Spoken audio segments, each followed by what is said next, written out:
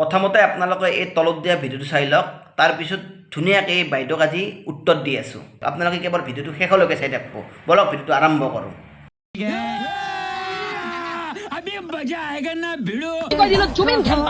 জুবিন খেলবা আৰু জুবিনক গোটেই অসমত নিষিদ্ধ কৰিব লাগে।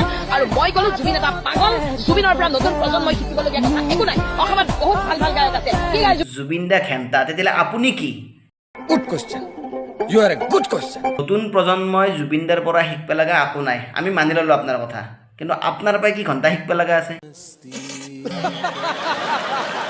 জুবিন দাই কোৱাৰ দৰে এই আলবাল কথাবিলাক ক'ব বাদ দি কিনে যাওক কিবা বেলেগ অলপমান ভালকৈ কিবা কিবি লেখক। জুবিন দাৰ ওপৰত লিখি লাভ নাই, কাৰণ জুবিন দা জীয়াই থাকাতে আপোনালোকৰ দৰে মানুহবিলাকেই কৈছিল, কি কৈছিল? আৰু জুবিনক গোটেই অসমত নিষিদ্ধ কৰিব লাগে।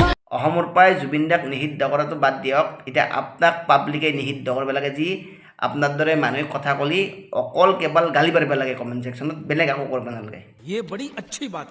জীয়াই থাকাতে এনেকুৱা কিছুমান কথা কোৱাৰ পিছত জুবিন দাৰ দৰে মহান ব্যক্তি এটাৰ মৃত্যুত আপোনালোকে শ্ৰদ্ধাঞ্জলি দিবও নাপালাক, কিমান দুৰ্ভাগ্য মানুহ আপোনালোকে ভাবকচোন। আৰু যে মুখ গানটোত যে কিছুমান কথা লিখিছিল নহয়, আপোনালোকৰ দৰে মুখ পিন্ধা কিছুমান মানুহৰ কাৰণে জুবিন দাই সেই গানবিলাক লিখিছিল। আৰু সেইবিলাক কথাই শিকিব লগা আজিকালিৰ নতুন প্ৰজন্মই।